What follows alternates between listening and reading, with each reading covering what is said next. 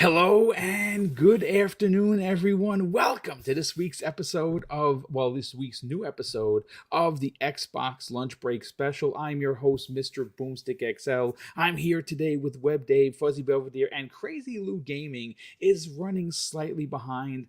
I have some for you on the screen, full live coverage of what a game I was really at the top of my list for 2022. Graphically, it's amazing. Atmosphere is amazing. Gunplay is amazing.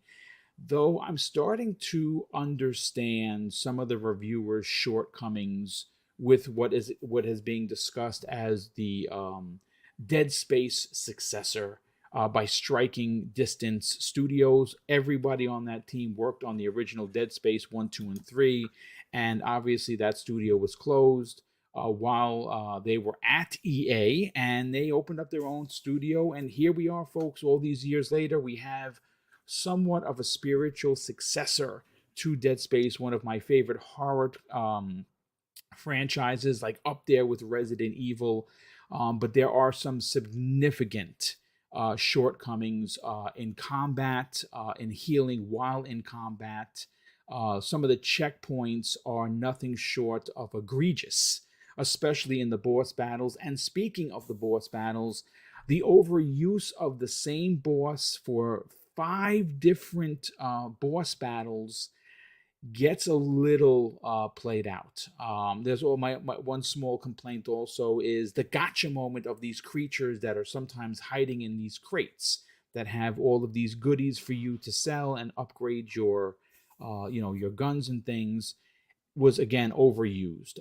I don't know if this was because they were having a hard time finishing the game. We learned that 150 developers from PlayStation Studios came in to help finish this game, get it ready for launch. I'm sure that has a lot to do with some of the Xbox Series X shortcomings. I mean, we could suggest that simply because, well, the game is missing quite a few things. It's running better on PlayStation, and you got to ask yourself, was this done on purpose? Or, to defend Sony here, maybe it's because, well, Sony knows how to work on their own consoles versus working on an Xbox Series X and S. One could suggest either way. But I do want to address a specific comment that it was brought to my attention. And look, folks, um, I understand it looks like we're just having fun, and for the most part, we are. But there is a significant amount of work that goes into putting these shows together. It's time, it's effort, it's time away from playing video games. It's a time sometimes away from family. And when I see comments like this, I get not only disgusted, but I get discouraged because I feel that if you are complaining about someone else's show, there are 2 things that you can do. One, you can go and not waste your time, your valuable time, on a show like this, and go watch someone with 100,000 subs or more and listen to what they have to say, or unsubscribe and just bow out gracefully without actually saying anything insulting. And I'm talking about Andrew Cullion in the chat. He says, "We are honestly still talking about this deal. The only show still hunting for any scrap of speculation news." Now, I feel terribly insulted by that. I don't know if anyone else in the chat feels the same way. Maybe I'm overly sensitive, but dude, Andrew, I'm sorry to say you're not kind of owed anything. You are a guest here. I expect you to treat others in a genuine fashion. I also you to respect the host and the people on this panel. Now, if you can't do that, I'll just block you, and you'll be able to say anything. I find that incredibly insulting that the first comment of the day comes from someone who has been in the chat forever and wants to be insulting. Like, I don't understand how I'm supposed to start a show when I have this kind of rhetoric. Dude, listen, this is not required listening. You don't have to listen. You also could be a gentleman about things and not say really shitty comments like that. I'm just saying that, like, that's a bit insulting. And honestly, you should be ashamed of yourself. And normally I'd let things like this go, but this gets under my skin.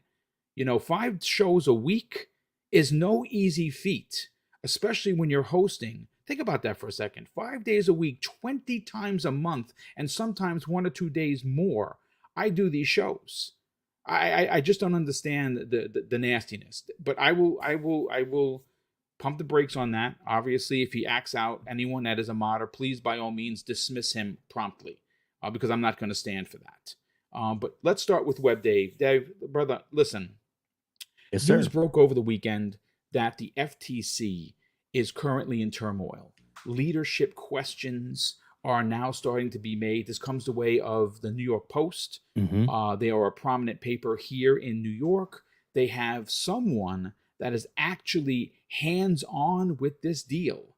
And that says that they have some real good information. What do you, first of all, welcome to the program, brother.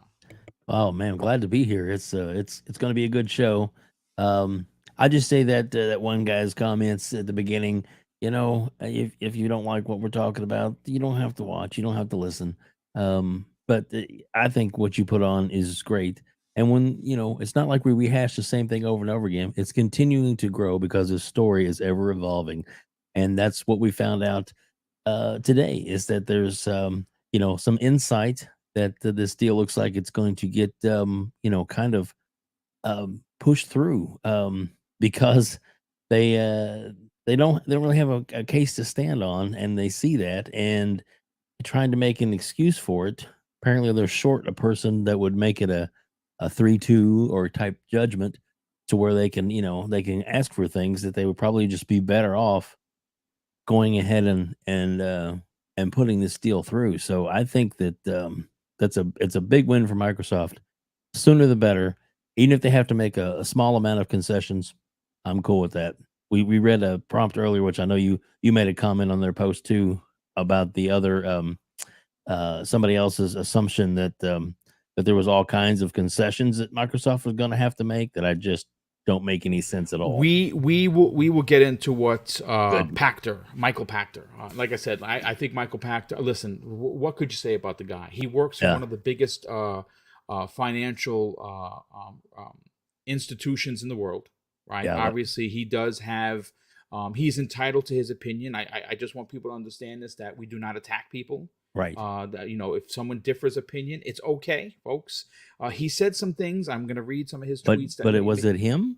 That's the thing. It's the account. If you look a little deeper, it looks like it even says parody account. Yeah, you know what? Again, So it was very long. right. It's hard to it's hard to say whether or not it is him or not.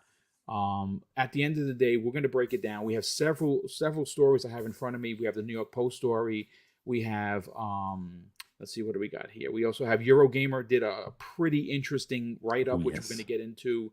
We also have one from the Hill, who wrote a very interesting piece on this that does kind of set it up for this actually going through. Because if you don't know, folks, the way the FTC works, this is not the Commission, the EU Commission. This is not the CMA, the UK CMA. We're talking specifically on this show the FTC, which is a topic, by the way, that we haven't really talked about, simply because, well, they haven't really said much. We've gone over what the CMA have had to say. We've gone over what the UK, the EU Commission has had to say, but we haven't went over anything, because the FTC has been keeping it tight. Now, if you don't know, it's a panel of 4 people. In order to stop a deal, or in order for this deal to for a lawsuit to be brought up against Microsoft to stop the deal, it has to be either 4-0 or 3-1 in regards to people voting. It's a panel of 4 people. The way it looks like right now, someone or a Democrat on that board has switched sides, and it's now 2-2, which means that if it winds up being agreed on by these 4 bodies, that it's at a stalemate, it's 2-2, the deal goes through. But I will get into that more specifically momentarily. Once again, welcome in Fuzzy Belvedere, brother. How the heck are you? And have you been playing Need for Speed Unbound? Because I haven't, because, well, there are just too many games in the world right now. Oh yeah, I'm doing great. Great to be here. Glad to be here with you guys. A lot to talk about, and yes, I'm not gonna even respond to the comment about the stuff. It's like just like TV, you can always change the channel. You But certainly can. Listen, I appreciate every view, but I'm not going to ponder or pander to anyone. I'm not going to apologize for the views or the opinions here. If you don't like it, turn the channel. I absolutely agree.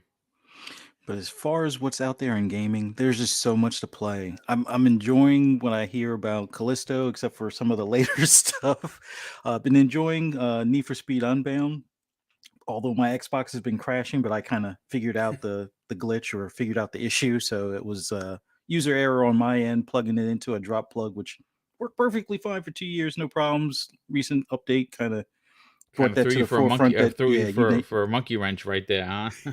yeah, so plugging it directly to the wall, yeah, I probably should have known better when I first set it up, but my Xbox One X and the first couple of years of the Series X being plugged into that drop plug were fine, but it is what it is. Learn and move on.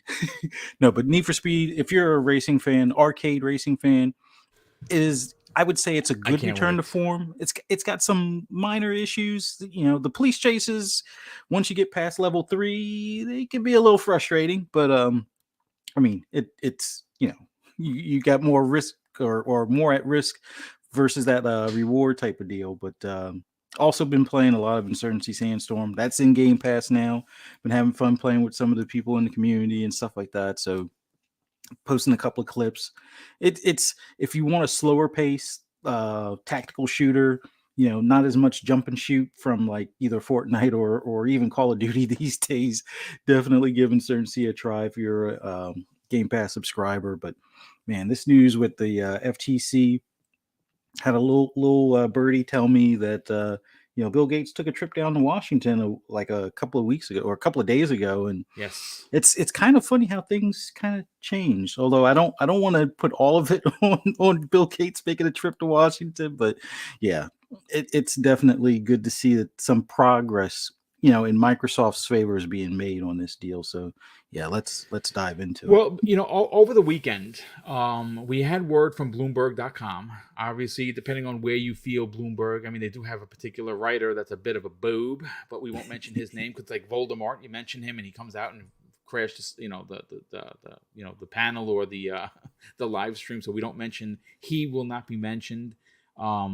They dropped a story that made me wonder. Originally, I thought maybe this was anti-Xbox, but turns out that from what I understand, and I of course could be wrong, this is what someone told me, that Microsoft actually is the one that dropped that specific story talking about if the FTC tries to stop it, they're going to sue the FTC, and ultimately they would lose.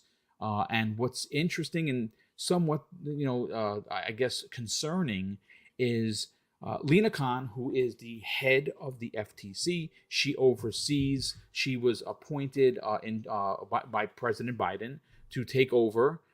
She is very young in her position. She is very aggressive. She's 33 years old. She has a story to tell. She has this big tech is scary kind of mentality, which I can understand why that would be a concern when you're talking about potentially social media being funneled to just one place. This is a video games deal at the end of the day, folks. A video games deal that isn't going to hurt consumers because we are the consumers they're talking about. We are going to relish in this deal because, well, at the end of the day, it's all about saving money, especially when you look at the current financial forecast. It's tough everywhere.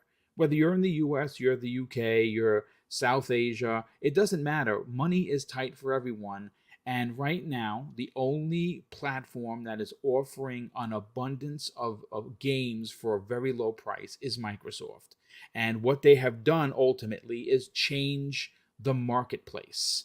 They've made it, eventually, people are going to have to shift and move. We saw that happen with Sony when they announced that there was going to be a PlayStation Plus three-tier system, right? They merged PlayStation Now into PlayStation Plus, and now currently, as of today's show, they have 45.6 million PlayStation Plus subscribers, because obviously everything got roped into their three-tier service. Right now, as far as we know, thanks to Sony, Microsoft only has, and I say only, not being facetious, but as you compare apples to oranges, only 29 million.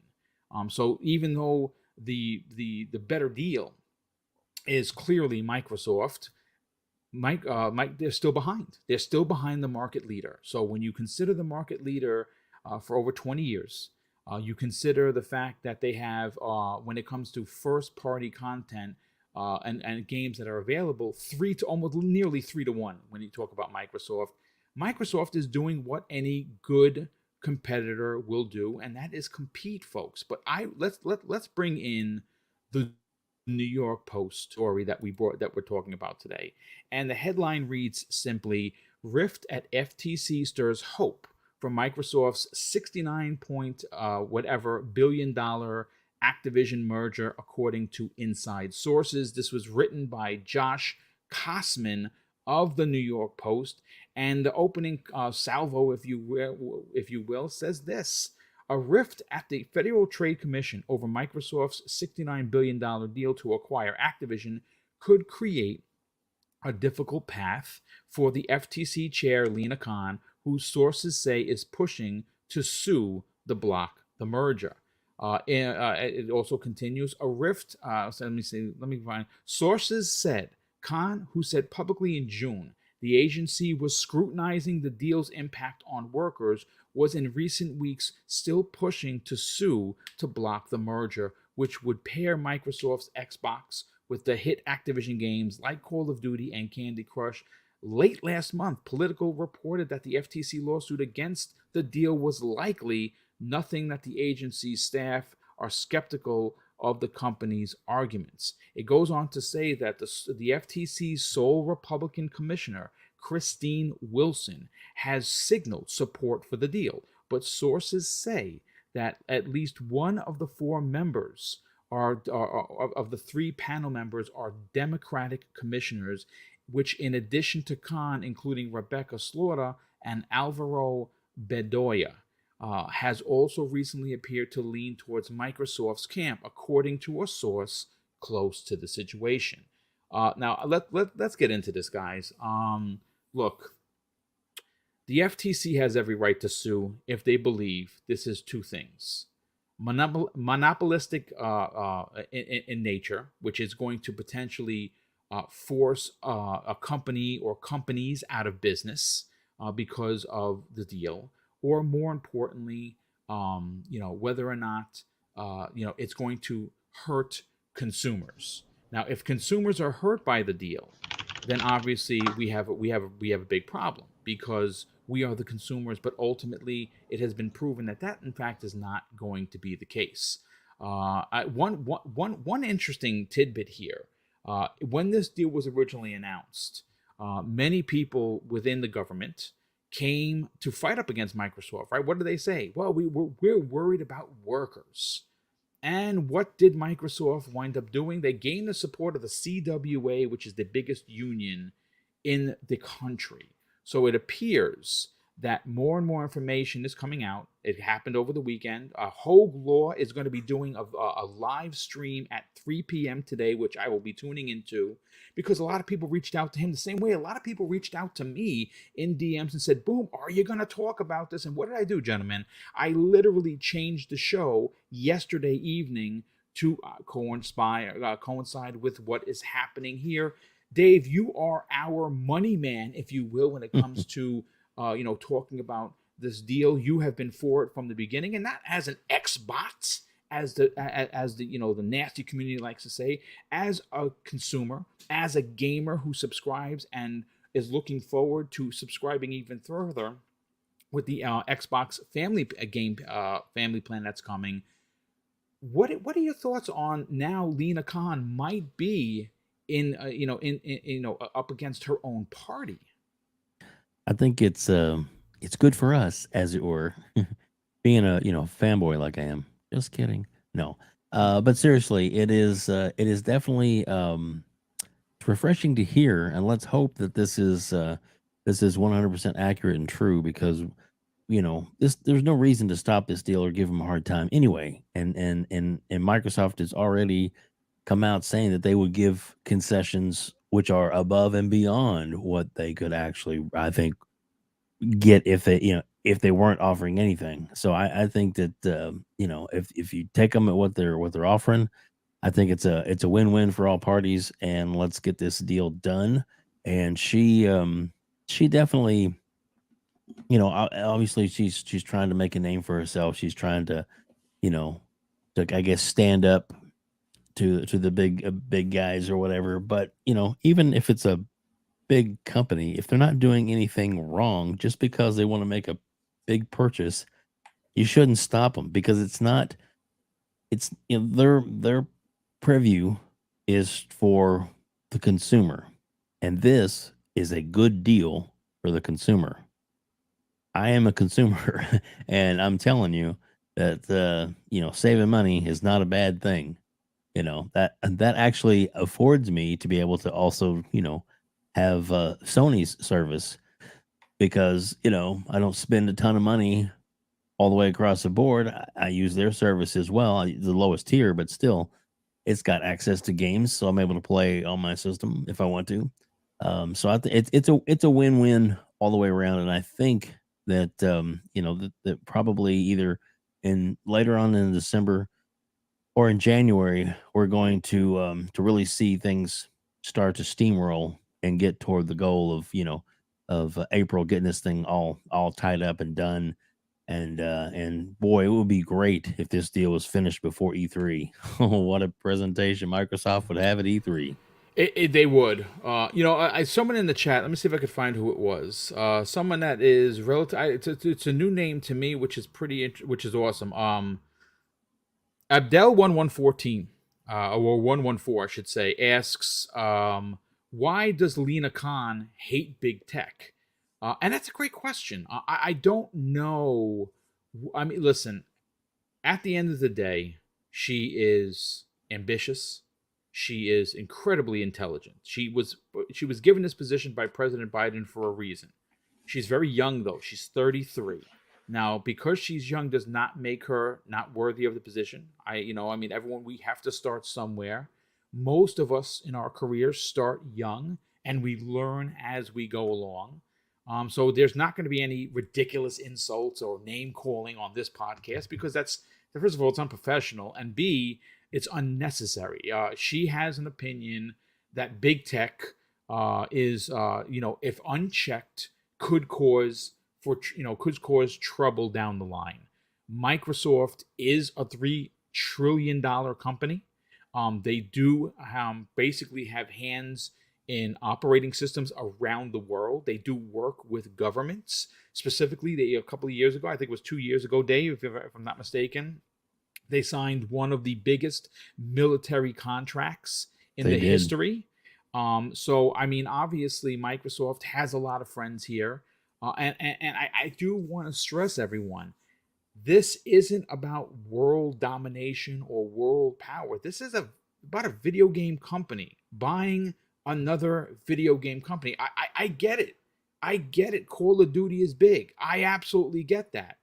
But ultimately, and I think a lot of people has already said this, Call of Duty, I think, is just at the surface of this. It is not what they're, it's a part of the deal, sure. Is it important? Absolutely. But the most important aspect to this, and I think Phil Spencer would admit this himself, if asked, is king. Microsoft does not have a thumbprint or a footprint in mobile over Google and Apple, who have basically a duopoly, as it's been called. Microsoft wants a piece of this pie. They have a lot of games that could be made for mobile.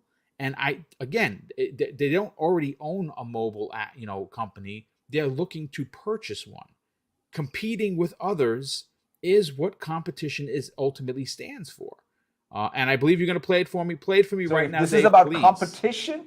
Let us have competition. And that's Satya Nadella saying that, and he's 100% right for saying so. First of all, let's welcome in Crazy Lou Gaming. Welcome, brother. How are you feeling?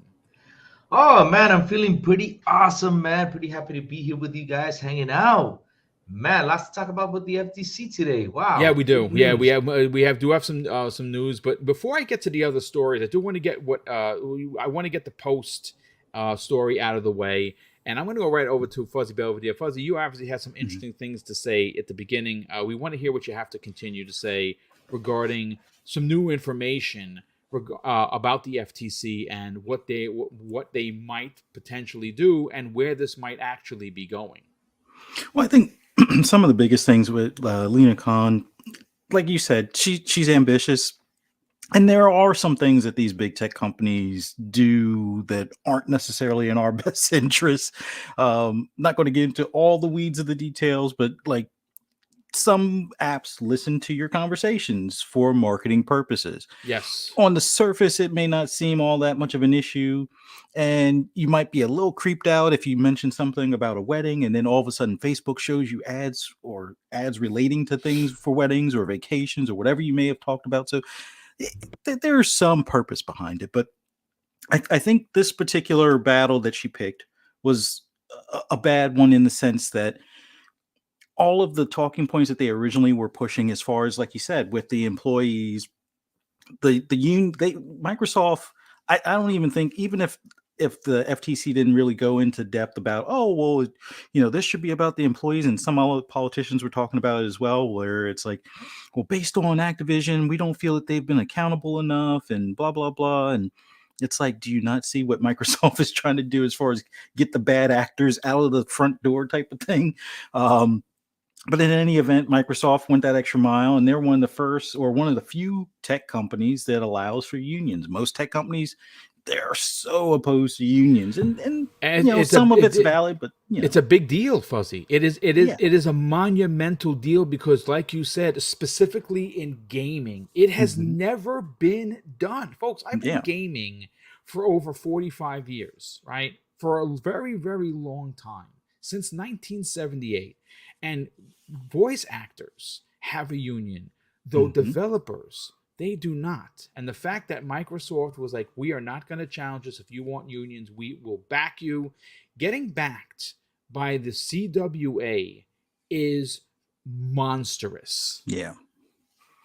And there's a lot of things that Microsoft is doing in this deal to not only benefit the employees that are there, make it a better work environment, try to remove some of the toxic behavior that has been, prevalent at the Activision and Blizzard, buildings for decades. But there's, the aspect that Microsoft wants to get back into the mobile space, but with a better approach this time, with a actual competitive store, which in the grand scheme of things, the whole duopoly, I think I'm saying that right, issue that a lot of governments have with like Apple and Google at this moment.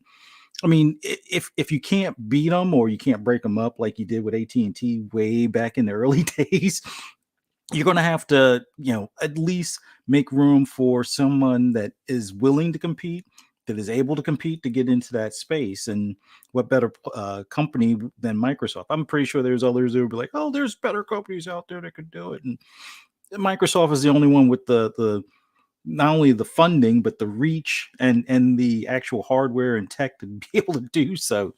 But in the grand scheme of things, the FTC, I think that whole leak that came out before that they may sue was them trying to, I guess, pull a bluff or play their hand, and it kind of backfired on them. And like I was saying earlier, someone, gave me a heads up that Bill Gates may have made a visit. And it's like, yes, he's not really an active player in the Microsoft, decision making, but he's still a pretty hefty shareholder. And he still has some weight within the tech space and even the political space, considering his philanthropy, as far as some of the donations he makes, both to political candidates as well as some of the charities and so forth. So it's when you have this amount of money and this amount of investment centered around this deal, if there's not something that's airtight, reasonable as far as to contest it, it's going to be called out. And I'm kind of glad at this point that You know, if there's a riff in the FTC, so be it. Us as gamers and consumers, like Web Dave was saying earlier, we're the ones that are going to benefit from it. Because otherwise, I mean, let's just take a step back from the big picture for just a second. Just think, you're Microsoft, one of the richest companies in the world. If this deal gets blocked, you lose 3 billion because the deal falls apart. You now have 65 billion that you were intending to invest in this one thing. Now that can't be. What do you think you're going to do with that money? Are you just going to put it back in the bank and watch it lose value as interest and inflation and all that, keep on creeping up, where interest drops and inflation increases? No, you're going to probably go on a spending spree to kind of, either shore up your position in the gaming space, or it's going to be kind of like a retaliatory scorched earth approach, considering your direct competitor decided to cry foul, and now you'll give them the reason to cry foul.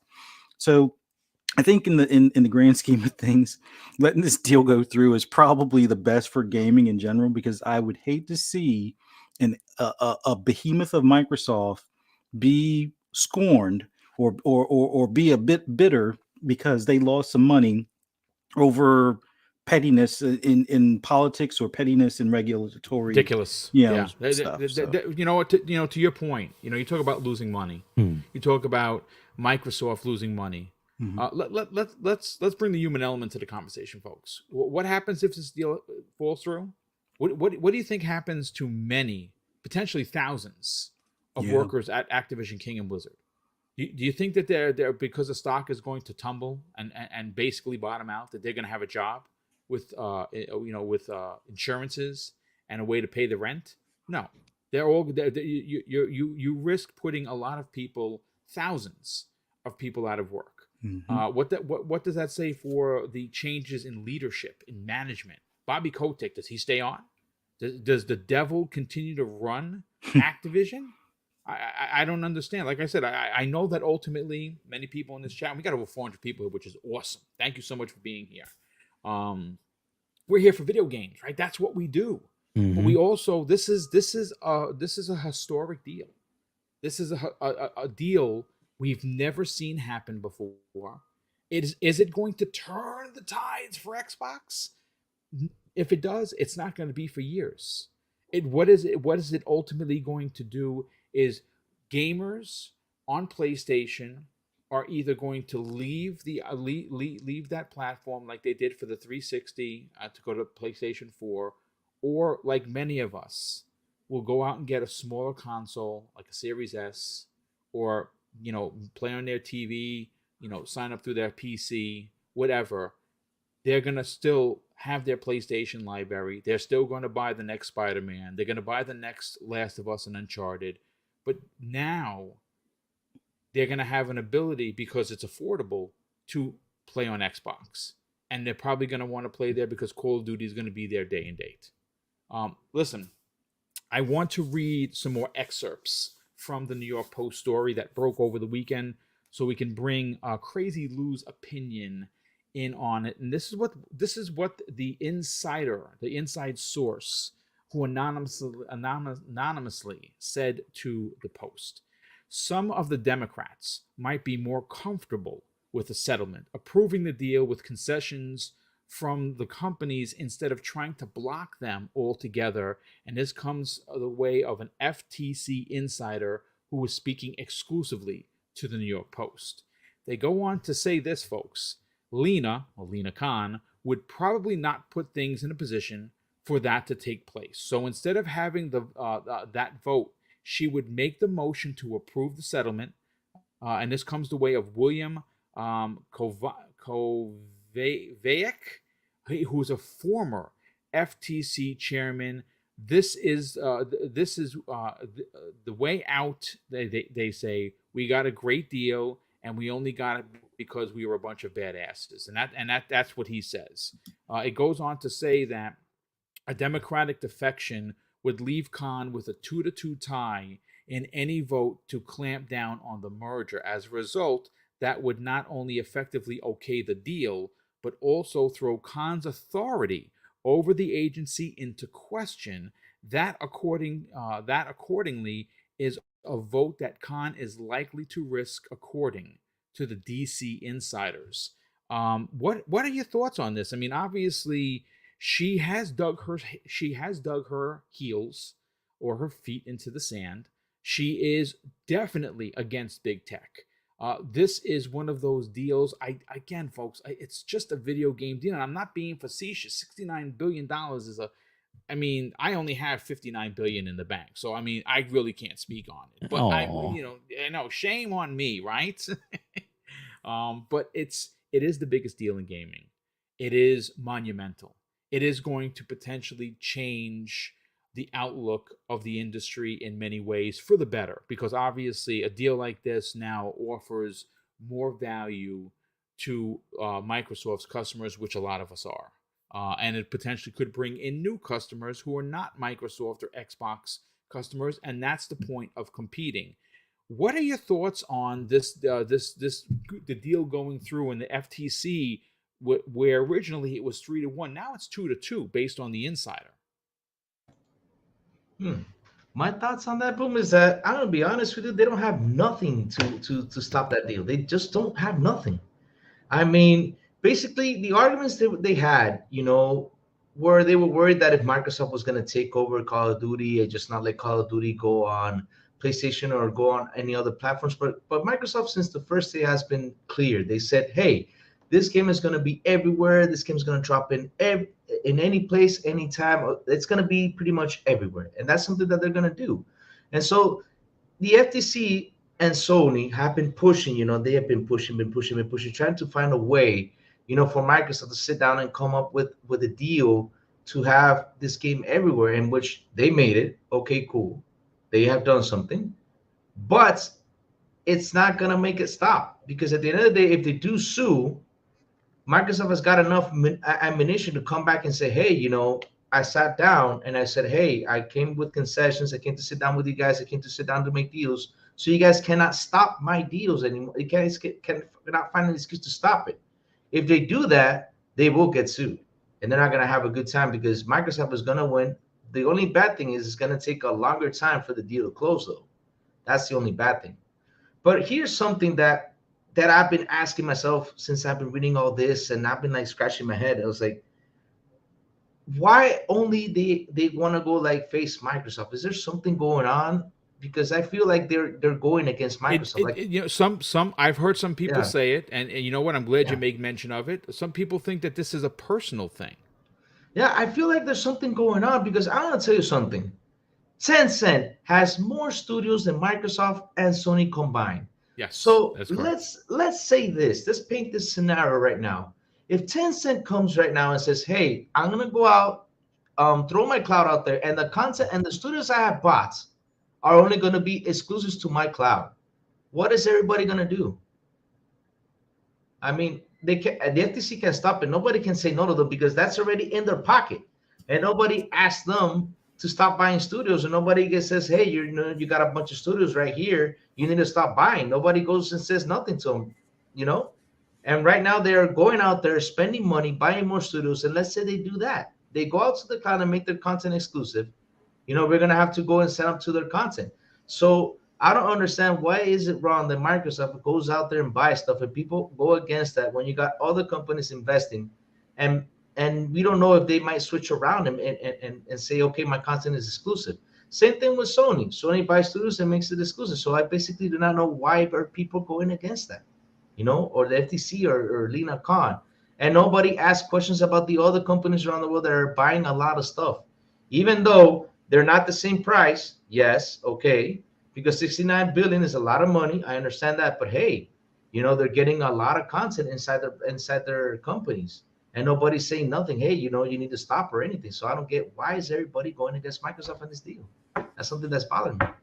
No, listen, it makes a lot of sense. Like I said, I get it. Microsoft's a big company. They have arms all over the world. I understand all of that, but at the end of the day, they're not doing anything illegal. That's why the whole point of the FTC is to do two things. One, to put, first and foremost, it's supposed to be not to get your name on a ballot, not to be the one that stopped X deal, not to write your own political career. That's not what it's for. That's what appears, and I'm not the only one to say this, that Lena Khan seems to be doing. She also does not have a great track record, which I'm going to bring up right now. We have, let's see, let me bring the story over here. Now, this comes the way of Eurogamer.net. It was written by Tom Phillips, who is the deputy editor at that website. And it says this, folks: the FTC reportedly softened stance on blocking Microsoft Activision merger, and it then says very simply, deal with it. Now, obviously, this is continued conversation of the New York Post. What we just finished talking about. Now we're going to get to games, folks. We're not going to spend the whole 90 minutes talking about this. We do got some games to get into, but it is worthy of a conversation because obviously there must be some substance to what we're doing here regarding the FTC. And it goes on to say that this, coupled with Microsoft's coysness with U.S. politics and prior good business track record, now puts the chances of the deal being approved at 70+%, according to former FTC chairman, which we talked about moments ago, William Kovac. He says it does become hard to say this is not good enough. Discussing Microsoft's recent signal it was open to concessions, it becomes more difficult for the commission to push that aside. There is a way out, he says. We got a great deal, and we only got it because, like I said before, because we're they're going to be looked at as a bunch of badasses that they got these concessions. I disagree with that, but that's fine. And we also had an interesting write-up by thehill.com. Now, this is an opinion, but I do want to read specifically what I put in our sub chat. Let me just pull that out so I don't have to actually go through the whole article and find it. I thought it was very relevant to the conversation. Just give me a moment. And again, I want to catch up on some super chats. Been quite a few of them, so thank you so much for all the super chats. I will get to them momentarily. Now, this opinion piece comes the way of thehill.com, like I said, and it's the case against the FTC. They go on to say this, folks, and again, this is an opinion, so by all means, agree with it, disagree with it, it's fine. Agency leadership and its supporters in Congress, think tanks, and much of the media will blame the law, repeating that now familiar claim that antitrust law is broken, yet perhaps it's the agency itself that is broken.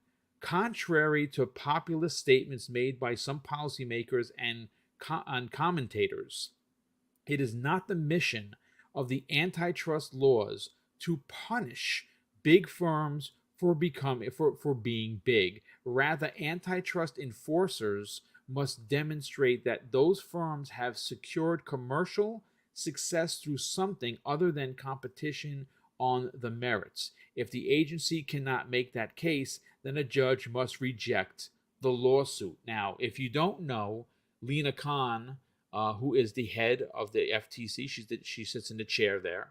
She has lost recently a couple of really, really big cases that, quite frankly, embarrassed the FTC. One more famous than the other is the Amazon deal to acquire MGM, and that is the license holder of James Bond and many, many other IPs. They denied the deal. They tried to sue Amazon and MGM, and ultimately it was thrown out by a judge because they did not have enough evidence to prove that it was either antitrust, anti-consumer, or anti-competitive. I have a strong feeling that that loss could, again, this is my opinion, could spark Lena Khan potentially feeling painted into a corner, and that she has to lash out, and maybe that's why Microsoft is getting beat up the way they're getting beat up, or not. Again, opinions, folks. But let me bring this back around to everyone. I'll get your opinions on what I had to say, and then we're going to get into some game talk over here. But before I do, folks, there's been a lot of super chats, and I got to catch up on them. First of all, the first one comes the way of our very good friend, Drawn TJ, drops the first And very generous $2 super chat and says, hello, guys. And hello to you, Drawn TJ. 901 The Gamer, who's been a channel member for 6 months. Thank you so much for that, brother. He says, good morning, gamers. Thank you. Good morning to you as well. We also have Shooter 2853, good friend, generous friend of the program, and member of our former member, retired member of our armed services. He drops a very generous $10 super chat and says, hey, Boom, Mrs. Boom, Fuzzy, Web Dave, and the crazy one. Missed the last breakfast show. So happy to be having lunch with you. Yes, well, we didn't see you there, but we're glad that you're still around, brother. Hopefully you are feeling better. And thank you for the generosity. As always, DeAndre Banks drops a very generous $2 super chat and says, Xbox cares about King, not Call of Duty. It's not hard. And I agree there. I think Call of Duty is a big play. But the reality is King is it's a moneymaker. And when you consider that Warzone mobile is coming and King just keeps making money hand over fist, it's only a matter of time that you get some IP, some Microsoft IPs to make it over to mobile. And, it's going to be an interesting conversation nonetheless. DeAndre Banks drops an additional $2 super chat and says, come 2023, we will finally see the fruits of the labor. Indeed, I actually believe that. And Jacob Novick drops a very generous $5 super chat and says, Doomslayer and more have now just arrived in Fortnite. Oh, wow, that's awesome. You'll get him with the new pass at 26. I guess he means level 26, but be aware it ain't that easy to get every item and style. Yeah, it's actually not. It's somewhat difficult. We also have Game Pass Daily, good friend of the program, who was actually on last week, drops a very generous $10 super chat and says this, folks: the FTC only having 4 members when it should be 5 is sus. The 5th member has to be a Republican, FYI. I can't wait for this to pass so I can stop doing stories about it. Yeah, I mean, listen, at the end of the day, folks, it is getting a little long in the tooth, but you know what? The more that this news breaks, we're going to cover it. I'm not saying I want to just completely abandon gaming, but listen, you got to talk about this stuff. It's a big deal. It's the biggest deal in gaming.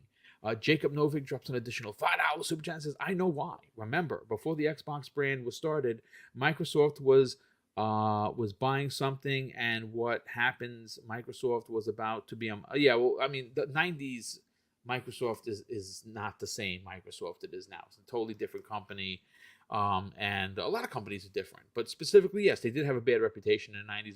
They weren't a great company they are now. There's no doubt about it. But let's real quick, we'll get everyone's opinion on what these two websites had to say. Get your opinions on it, and then we're going to talk about the game in front of you right now. Obviously, I have been playing it. I think I'm close to 20 hours. I am really taking my time, checking down every corridor, trying to find every secret.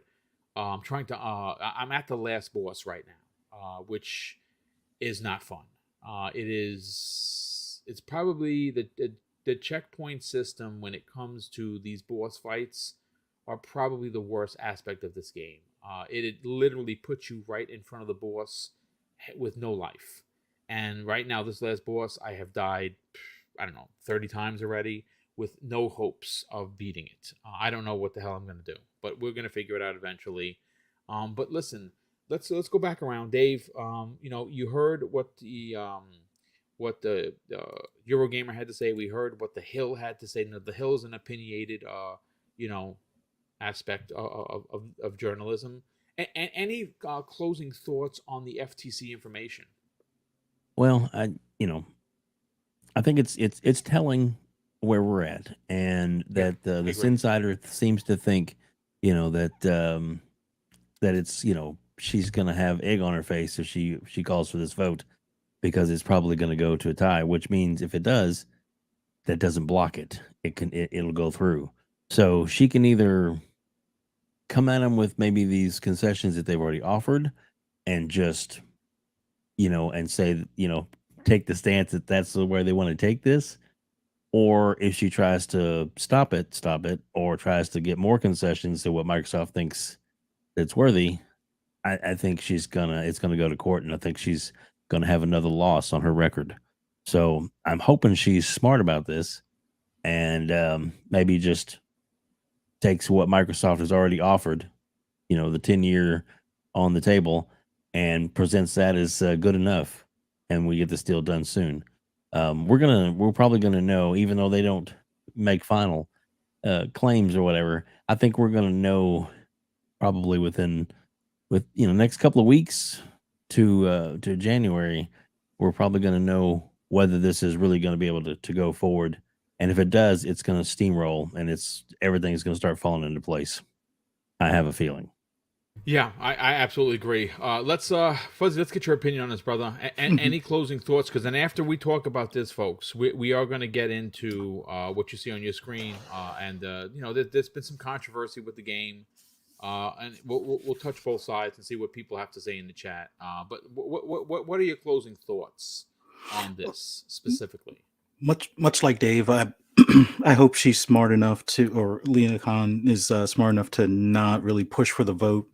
Take what was already offered on the table, since that's kind of like a gimme, and it at least looks like they, fought the big, tech company. And then, much like Dave was saying, if this goes through, gets the not really the stamp of approval, because they don't do that, but it doesn't get blocked or doesn't get a contestment, then it kind of not really forces the hand, but definitely helps put pressure on the CMA and the EU to do the same shortly after. Like, I think this would be like one of those domino effect type of things at that point. So, fingers crossed this gets to pass on by here without any problems. Yeah, I absolutely agree. I think the concessions that we've heard about that's been public both by Microsoft and behind the scenes is the 10-year deal. Mm-hmm. I don't think they have to get any. I don't think they have to go any further. 10-year deal in video game, contracts is a lifetime. It's a decade, and it's going to be moving potentially into the next generation of consoles. And at that point, it does something that a lot of people aren't talking about, and that gives Sony time to respond, right, with their own first-party IP, which I would imagine that if they're not already working on a new SOCOM, then they're dumb. I will say that right now. SOCOM is something everyone has been asking for, including myself. Mm-hmm. It is a great IP that they could use Bungie to reinvent the wheel with this. Make it a first-person shooter on the lines of Call of Duty, and there's your challenger. There is your challenge IP for Call of Duty. But again, hey, Boom. Yes, sir. I wanted to. There was a comment that was made by Spider-Man 356. Says Sony will say no to the 10-year deal. Well, Sony has absolutely no say whether this deal goes through or not, even though it seems to be portrayed that way a lot, that Sony really wants it not to go through. But Sony can say no to it all they want to. And if Sony doesn't want to take that deal that they offer out there, Sony just doesn't have to have it on their console. Microsoft will have it on all by itself, and then they don't have to worry about it being exclusive. Phil can just say, Microsoft didn't want to put it on here. Come to Game Pass. Come to Xbox. Yeah. So it really doesn't matter what Sony says. I mean, listen. Sony is crying foul because they listen. Look, folks. Let's call a spade here, folks. Do I need to be any more frank? If the shoe was on the other foot, if it was Sony buying Activision, Blizzard, and King, does anyone honestly, and I mean, like, be honest with yourselves. If you believe it that they would be forthcoming and be like, hey, no, don't worry about it, Xbox players. Don't. Call of Duty forever. Don't worry about it. Okay, I'm not going to argue with you, but then I would have to say, well, maybe there's some falsities going on right now, because we know that, and then we're going to get into it right now. There are some serious disadvantages for playing this game that you see in front of you, which I've had no problems with. For Xbox Series X, the more powerful console, versus the PlayStation 5. Now, I'm not saying the PlayStation 5 isn't capable. PlayStation 5 is quite a great console in its own right, but by all means, it shouldn't run the game better. And we have some information as to why that might be, but we've also heard that Sony has done some things that might move me to think this way. And we're going to get into that. But Crazy Lou, based on everyone's opinion, based on what I've said, what are your final thoughts in regards to the two articles that I read out there. Man, I just want this deal to close. That's all I want to happen. I mean, I just don't hope it doesn't go long because again, their arguments. I mean, when you sit down, you read what they're arguing about. It for me, it doesn't make sense. I mean, I'm like, why? I don't get it, but I get Sony's point. Okay, I may agree with you on a couple things, but I just wanted to go through. I just want this to be done. I just wanted to be just that's it. So we don't talk about it anymore. You can talk about more cool stuff. But yeah, it needs to be done. It needs to be finished. And I agree with what they say. I agree with what Fuzzy says, and I'm 100% with them. That deal needs to just go through and just get over with. Yeah, I agree. But listen, folks, let's get into the Callisto Protocol. Like I said in the opening, I am thoroughly enjoying the game. The game is the best I could say for the Callisto Protocol. I've had people ask me, DM me, "Hey, Boom, should I buy it?" Well, I mean,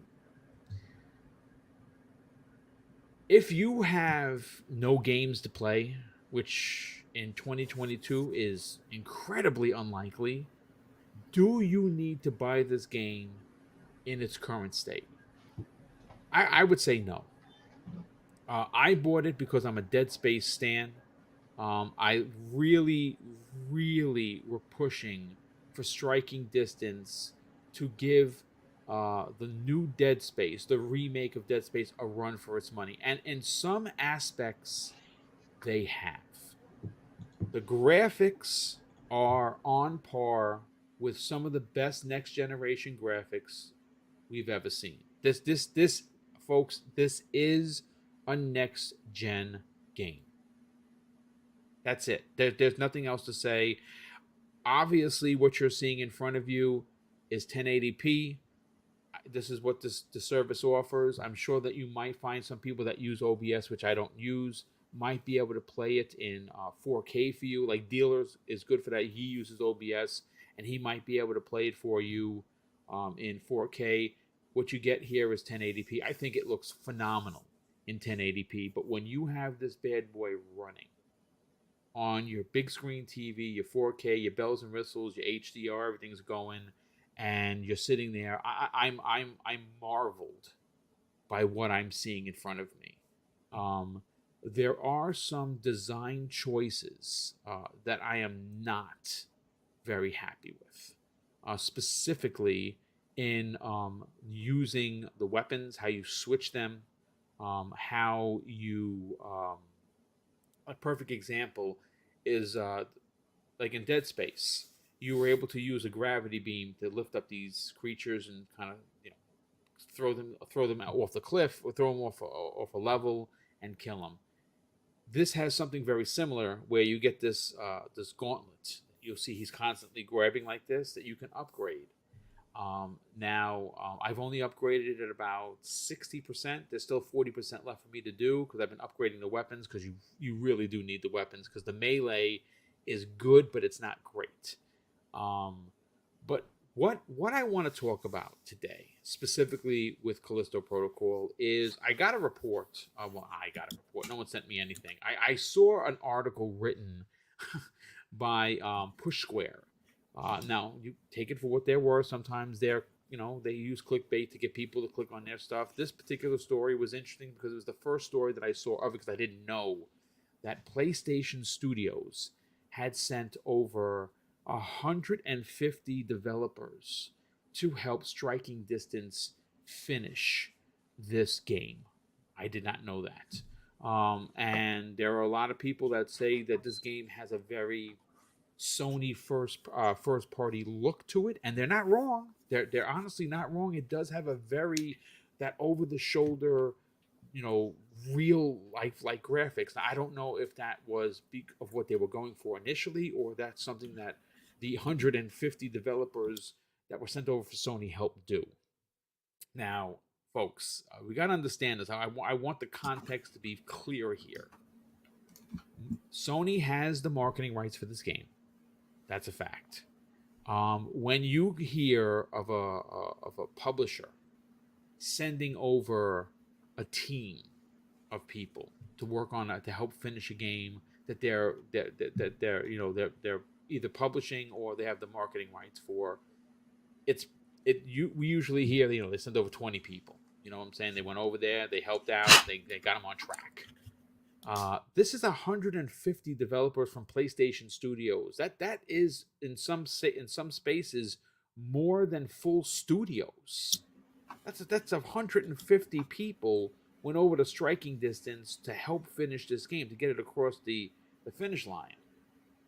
And to that point, we have a lot of people like Digital Foundry and others that are saying that not only was the PC version really dropping frames, but specifically the Xbox versions, which is the Series X and the Series S, are running significantly worse than the PlayStation versions. Now that's the question I want to give to the panel. I want to give it to the chat. Is this on purpose? Is this a typical Sony move? Because look, folks, I mean, let's call a spade a spade. Sony does these dastardly kind of things because they want to remain the market leader, right? So is it out of the question to think that they might have, and again, speculation town, they might have made their version that, remember, they're invested in the IP, they backed it, they're marketing it, they're sending over 150 of their employees to help finish this game.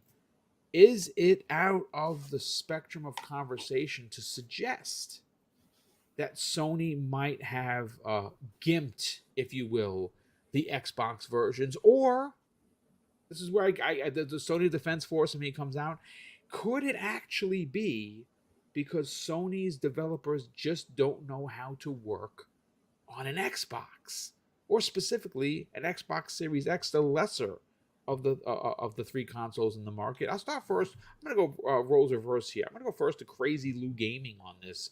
I mean, it's easy to point the finger here. It's certainly easy to go, yeah, you did it right there. Sony, you MFs. But is it more? Here's the thing, though. Sony sent 150 of their team, 150 developers to help out with the game. All right. So basically, the game in some areas like reflections, and I think it was a mirror that in the PS5 on the PC you can see the person there, and I mean you could see the person there, but in Xbox you can see the person on the mirror, and the reflections weren't as good.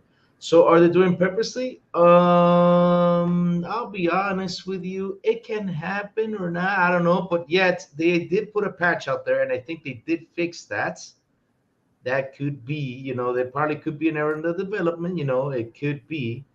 But since this is a third-party studio, I don't think it would be good for them, to have like a better game perform over here than perform over there. So I think, I think it's on the development team. I think that could be on the development team. I thought it was Sony at first because the way people have been saying it. And I was reading through it. I was like, let me get through this, and then I found out that yes, they're putting patches, they're fixing it up, and I guess it's a problem over there with the development team. I mean, listen, it's an opinion. I again, 150 developers from PlayStation Studios, which they have a great talent there. They know how to work on a PlayStation. Maybe they don't know how to work on a Series X and an S. Fuzzy, let's get your opinion on this. You want to add something? Yeah, I want to add something though. But I want to say, but y'all need to remember one thing.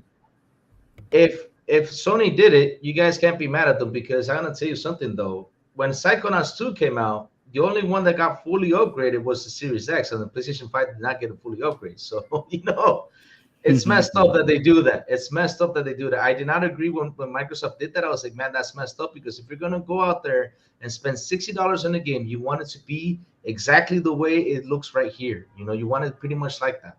So when Microsoft said, hey, we're not gonna give it to the PS5, I was like, man, that's messed up. So if Sony actually did that, I can't be mad at them, because Microsoft did it once too. So yes, that's what happens. Yeah, I mean, listen, it's a great point. Fuzzy, you are our PC Master Race contestant here. You kind of have a better idea, because you do run stuff on PC. You have a great PC, as a matter of fact. Mm-hmm. Is there any substance to the report that comes the way of Twisted Voxel, where it states that the Callisto Protocol on PlayStation 5 versus Xbox Series comparison, the PlayStation 5 actually runs better, but it in some aspects runs even better than PC.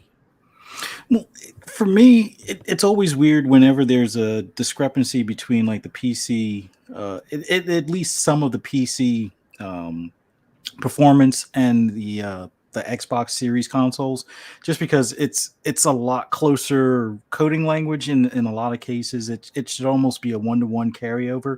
Usually, the thing that winds up changing a bit would be like your shadows, or like the level of detail of the shadows themselves, or something along the lines as far as the environmental, like ultra versus high versus medium, or blend in between medium and high. Typically the consoles are going to be closer to that, while the PC can go full on high. But things like reflections, I just that's a weird one to me, dude. Now I saw pictures. The reflections that Fuzzy is referring to, folks, if you didn't know, is on the mirrors, specifically in like some bathroom scenes. Mm-hmm. On the PlayStation 5, there's a clear reflection of the character. In the Xbox Series X and S versions, it's just gray. It's shiny, but it's just gray. There is no reflection at all, no matter what angle you go through. So that's if you didn't know, that's what Fuzzy's referring to. Yeah, and that's the weird one. Like, I could see if PC didn't have that reflection as well. But when PC has a reflection now after the patch and Xbox still doesn't, it almost seems like it's intentional more so than coincidental. There might be some purpose behind it running worse off, so to speak. Yeah. But I would say in the grand scheme of things, if this thing is still not on par, or the parity clause level of stuff come, I would say January, February, if they don't have their act together, then I totally put the blame on the dev for letting PlayStation even, twist their arm into that corner. It's like the same company that has been known for parity clauses for that very reason. So they know that they're, I guess you could say overclocked console has some deficiencies in some regards to some games, and they put that parity clause in that contract, or in those contracts. It seems a little suspect as far as the reflections, but if they come around before the real Dead Space is released and get it fixed, I won't say all is forgiven, but at least it'll be a nice step in the right, or a step in the right direction. But overall, it was a game that I was definitely looking forward to. And then I heard the $70 price, so I was like, it's around the holidays. I'll wait for a sale or something like that. And then some of this other stuff coming out, it's like, maybe I'll just wait for Dead Space. And then, depending on how Dead Space is received, the remake, then I'll decide if it gets glowing reviews, then I'll probably skip Callisto altogether. If it gets similar reviews, then it'll be like, well, let's see which one's better. But Callisto is definitely going to need it to be on sale. And I know with anything from EA, I get a discount anyway with Xbox Ultimate, or Game Pass Ultimate. So, it is what it is. That's how I bought it. I bought it digitally. I bought it through Xbox's digital store, and I wound up saving a couple of bucks through the EA Play, which is fine. Yeah. I got a question though. Boom, since you've been playing it, do you think the game is actually ready, or do you think it needs more time? Your opinion? It's hard to say the game isn't ready, because the game's not broken. The game, okay. I've only had 2 or 3 instances where I was playing and I was thrown back to the loading screen, the front screen. That happened. Who knows why that happened? I didn't lose any progress. There's been some save, which is weird. You're allowed to save anywhere, but the only save that matters is when it auto saves. It's the strangest thing. If you save, if I saved right now, I would start at the last checkpoint. The checkpoint system isn't the greatest. It's not egregious. Where it gets egregious is the boss fights, because if you get killed by a boss, you do start right where that boss is, but you literally start right in front of that boss. It is not good. So there are some conversations to be had on whether or not it was ready to go, or were they forced because Dead Space is the first couple of months of 2023. Because here's the thing, though. I heard I think it was a month ago or two ago, that they were crunching on this game. Yes, They were That's forcing. fact. They Yeah. were forcing it. So that's why I'm asking this question, because really, this is what happens when you force a game out. I mean, you should take your time and develop this game to be good. I mean, look at all these issues that's been going on, and you saying that in the checkpoint you're landing right in front of the boss. Yes. That's just not good. I mean, you got to sit down, you got to look back and fix it. So you know where the shortcomings really jump off the page for Callisto Protocol, because like I said, I'm ready to beat it, folks. I'm literally at the end. I put 20 plus hours into it. I don't even know if there's a new game plus. If there is, I will be playing through this again because I want to level up every weapon, and I'm close with a lot of them. I found every weapon in the game. I have most of them. Like I did get a 100-point achievement for leveling up one particular weapon, which was awesome. And I'm about 70 or 80% on almost everything except for what you pick people up and throw them with, like with that gauntlet. It's like 60%. So I want to get back in and get the achievement for getting every weapon upgraded. Where this game literally jumps off the page in regards to did they rush it to the end, is there is a specific, I won't ruin it, I'm not going to tell you what the boss looks like or where you find him.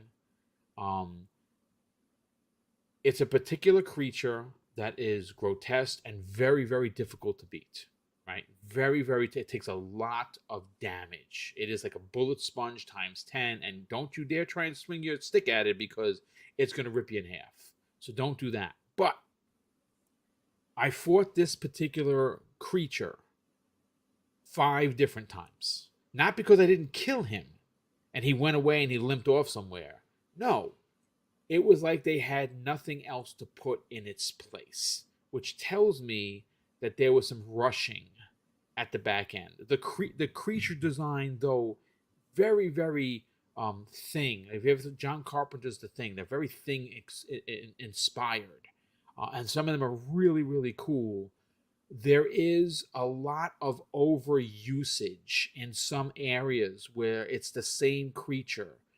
There's a specific one in one area where you got to sneak around. They're kind of like the clickers from The Last of Us. They can't see you, but they can hear you, and you can get into a firefight with them. But there's a lot of them, and you're gonna die. So you don't have that much ammo. But I snuck around a board. And I kid you not, folks, I think I killed 20 of the same creatures in one area. So, is it again, not a bad game. If I were reviewing it, I'd probably give it an 8 out of 10. I originally was a 9, and then it was an 8.5, and then it dropped down to an 8. It's not going to go any lower than an 8. For me, it's an 8. It's a great game. It just has some shortcomings. But Dave, let's get your opinion on this. Is the shortcomings of this, and we have several stories that Sony did in fact provide 150 developers. It is missing some pretty important things versus graphics when you talk about the PlayStation version. Let me just clear this up. The PlayStation version, without a doubt, is the superior version of Callisto Protocol, and not just for graphics. It has a lot to do with the usage of the DualSense. The DualSense is used to great extent here. Now, if I found this game for $20 in, like, let's say 6 months for the PlayStation 5, I would probably buy it and give it a run through to see what the bells and whistles were. More specifically, not so much for the graphics, but so much for the DualSense. It's supposed to be like a big aspect of the game. But give us your opinion, Dave. Okay, so I'm gonna play devil's advocate on this one. I love when you do that. and the reason for that, there's several different people in the chat that have brought this out, and it is a good point to make.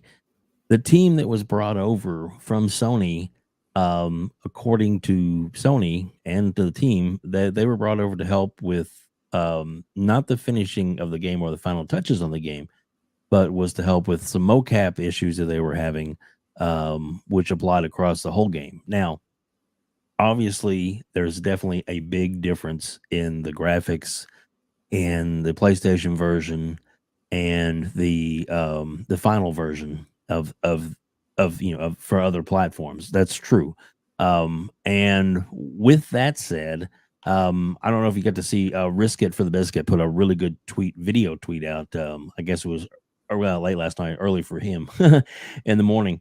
That was really him, stating that the differences may not be as nefarious as some of the articles and stuff that have come out about the announcement of that Sony had the marketing rights to this game. Yep. So that means that the priority for marketing rights is the game. That's where they would focus on first, and the other games obviously get worked on as well, and they want to try and keep them all as accurate as possible. And I think in the end result, I think maybe with some patches and some updates a little later on, now that the game is out, that the other games for the other platforms will probably start falling in line, will be improved, with the updates on the other platforms. But I think their priority to get the game out for their deadline that they were crunching for was to focus on putting out the best PlayStation version because of their marketing agreement with Sony. But that, like I said, if there was a little him-hawing a little there and there, and maybe, but I don't necessarily think it's, right now a lot of people are like, Microsoft, Sony, they're going to be stabbing each other in the back. And obviously they want to have a good game, but Microsoft, and what Crazy Lou brought up about the Psychonauts is that was actually originally a third-party indie game that was an Indiegogo game. Microsoft saw the potential, they bought them and invested in it, and also because of that, but the Psychonauts team said that they were able to put a lot more into the game, levels and stuff that they didn't have the money for. Even boss fights, for that matter. Exactly, that were held back, and they put the focus on Microsoft, which was the company that they gave them to. Put them out, yeah. But to be honest, because there were copies that were promised from there were sold on the Indiegogo campaign that they had the two other platforms, they still had to honor those. But because Microsoft bought them, they actually got a better game than they were gonna get, because if they hadn't bought them, then they were just going to get the game without those extra bosses. So Sony actually did benefit by that, even if graphically it may be not quite on par. But I've seen the game on the PlayStation 5, and it looks really damn good. Yeah. Even if side by side comparison or Digital Foundry comparison may not be exactly on par, I'd find it hard for you to say that those games. And Lou, you made a good point, but it's just there's a difference between this is a completely third-party deal, and this one, is I don't know. I just think that I think there's a lot of fired up vitriol between both fanboys and such, and I think that something like this, when it came out, was just a lot of websites. Hold on, Blue. Was just ran with it. You know what I mean? They just took off with it. And it was like, that's why it's so much better. It's because of this and that. And of course, that's why we talk about it here, because we have a nice, wonderful, open discussion about all these topics. And there are a lot of sides to it. And you know what? I could be way off base, but there's some good points to that. And there's something to think about when you hear maybe some other sides to it. That's all. Yeah, good stuff.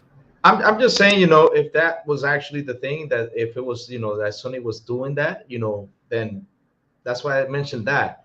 But right now, I just did a little bit of searching. I Googled it. And yes, the development team is actually looking at the issues with the ray tracing and stuff. And they said they were going to fix it.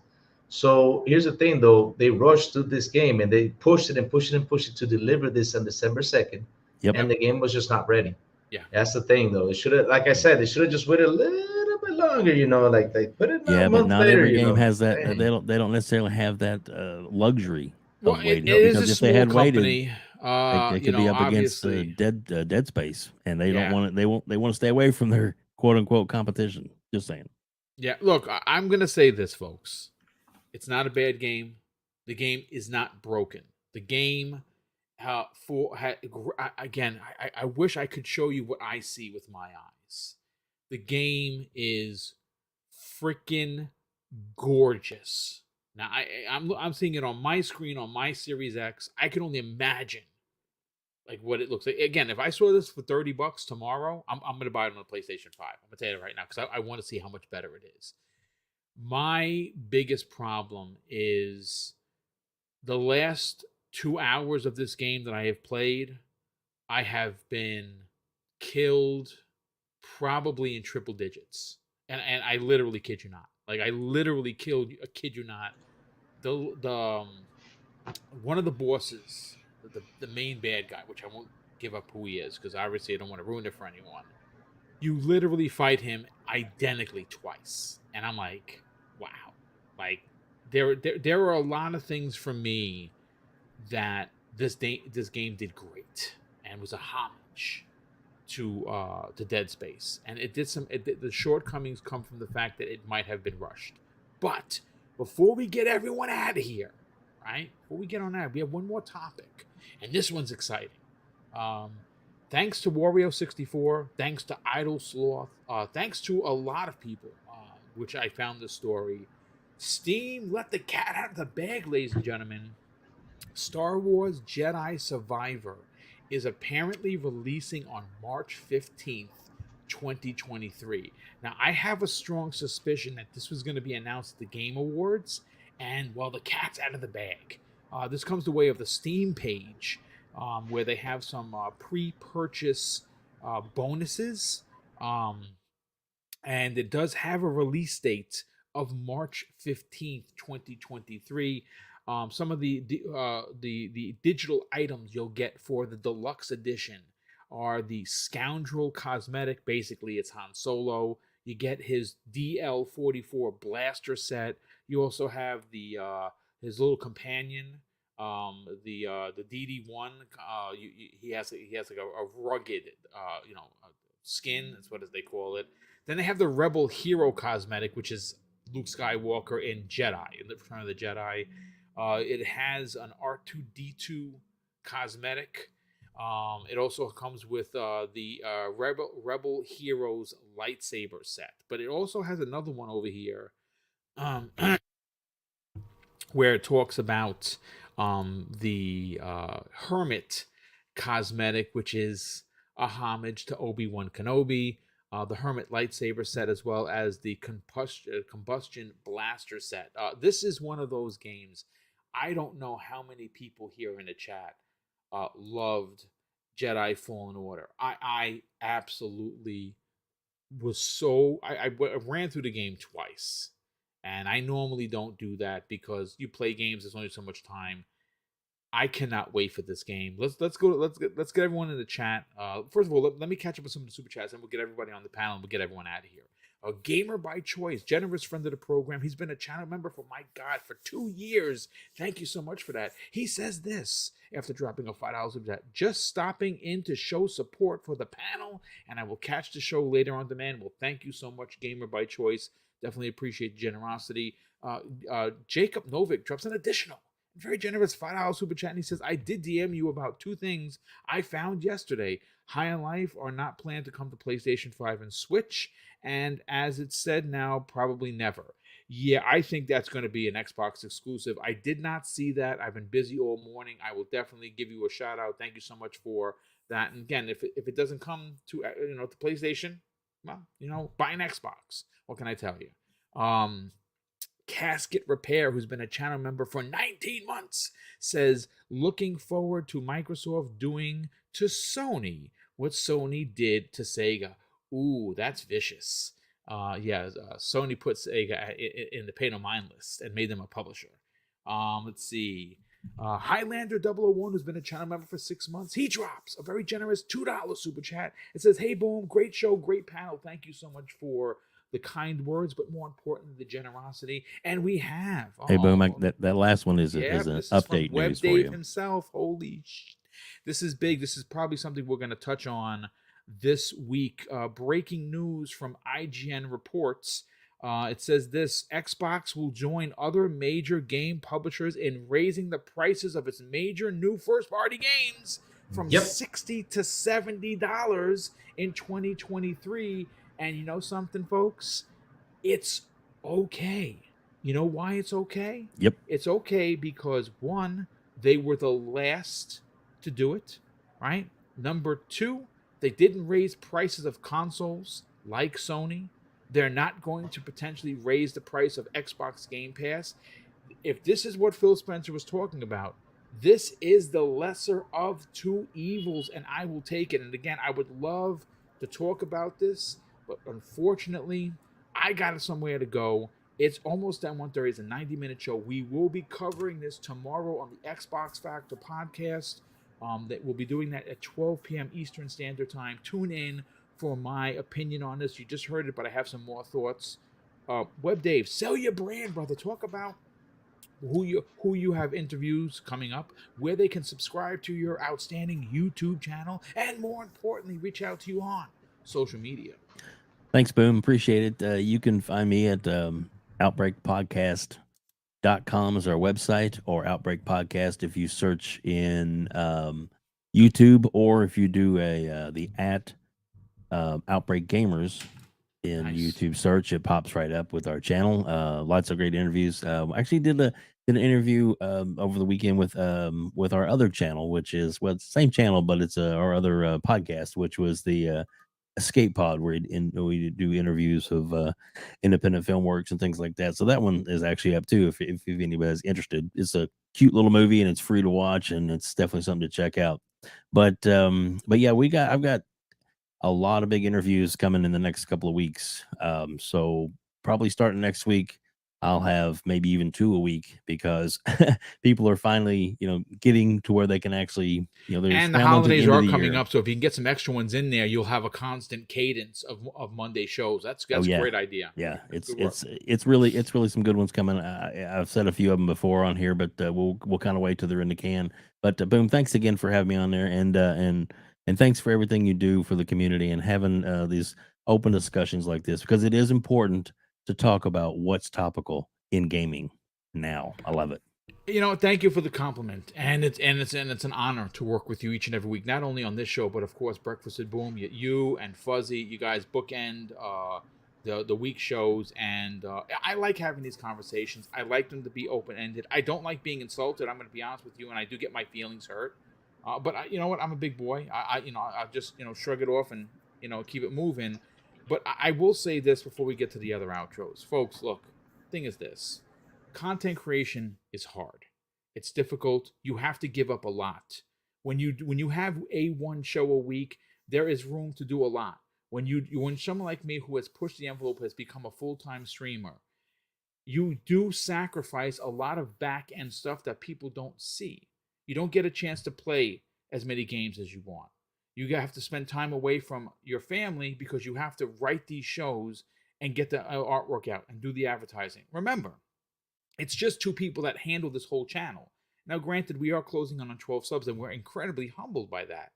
But we're also one of the few channels that's giving away $1,000 this December.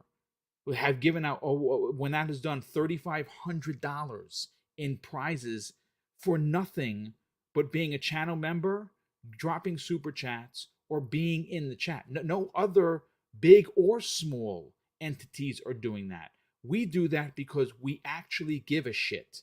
We care about the people that support us, and that's why we're so generous. So when I hear comments like the knucklehead that open up the show, it is a bit disheartening.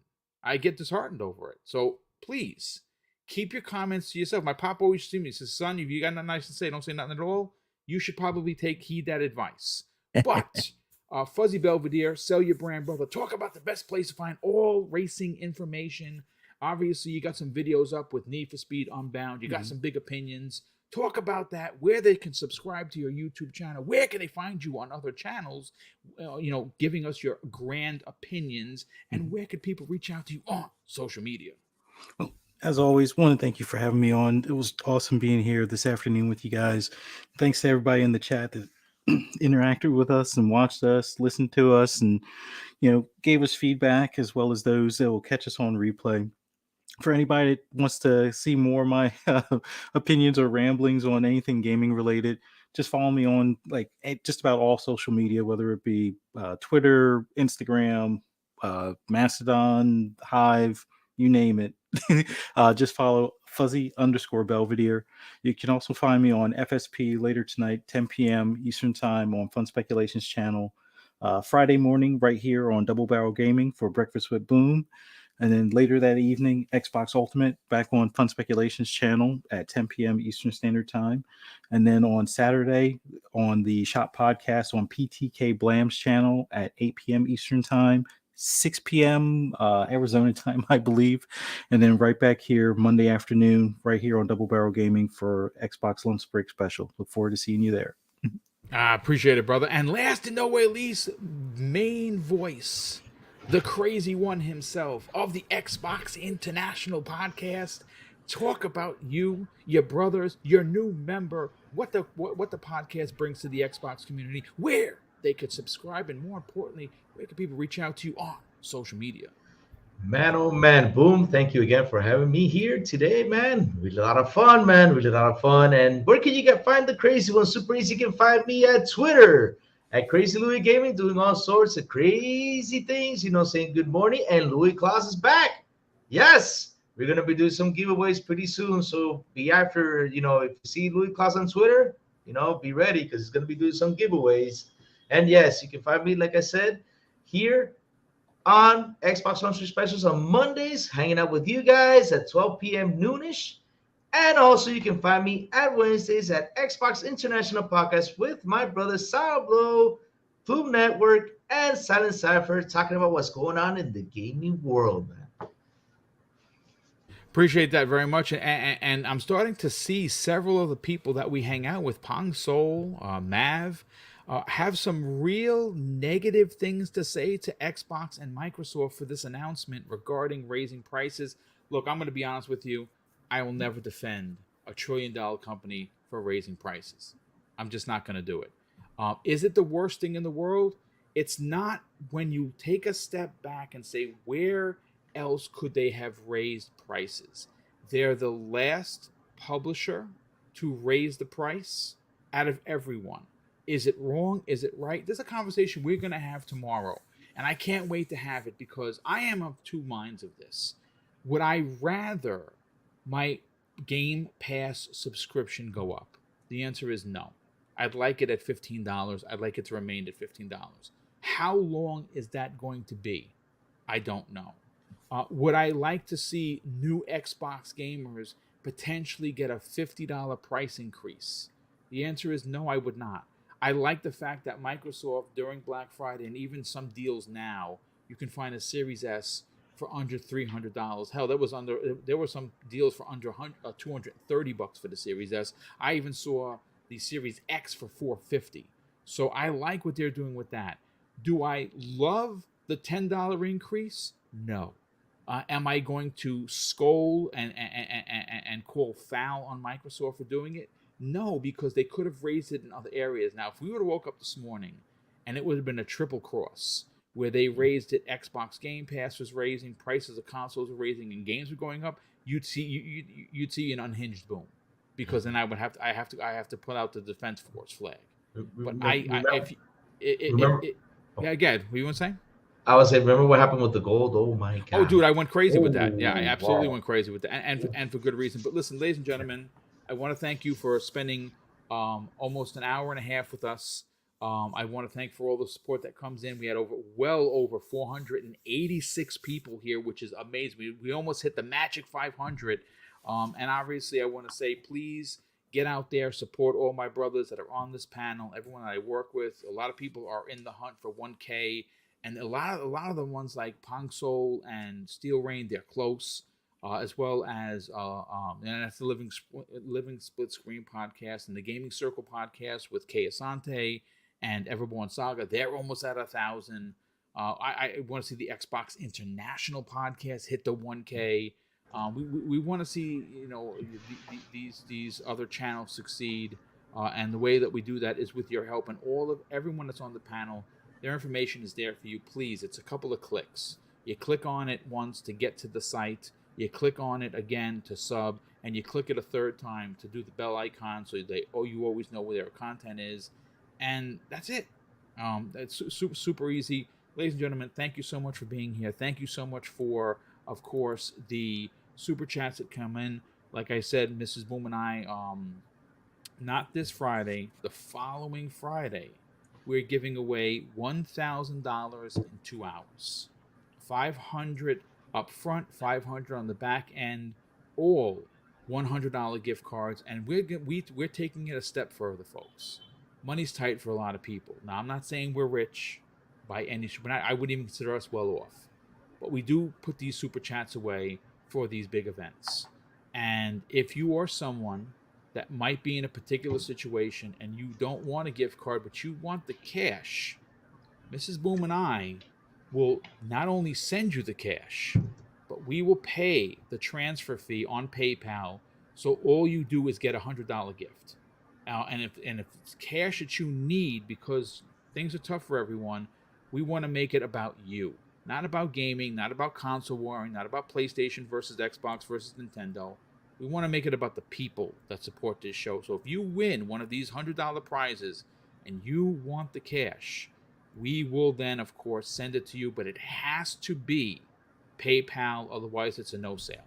PayPal protects us, makes sure that we're not robbed. We don't use Zelle or any of these cash apps because there's no protection. But again, not this Friday. The following Friday, the third week, gives everyone to take that $100 gift card or $100 and buy gifts for your family members for your upcoming holidays. That's what we do, and we can't do that without channel support, and that is channel membership. There are 2 tiers, $5 and $10, as well as super chats that come in. And once again, thank you so much for all of that. We will see you tomorrow on the new episode of the Xbox Factor podcast. I'm Mr. BoomStick XL. This is Double Barrel Gaming, and of course, this is the Xbox Lunch Break Special. Enjoy your day. Play games on whatever consoles that you play on, and of course, I'm gonna close up the show with something that's important to me, folks. Hopefully, one day it'll be important to you, and that's something that my dad taught me with kids, and he would say, "Son, treat others how you want to be treated, and also doesn't cost anything to be nice. You live by those rules, son. I can guarantee you're gonna have an awesome day. So take care, everyone, and we'll see you next week on the newest episode of the Xbox Lunch Break Special."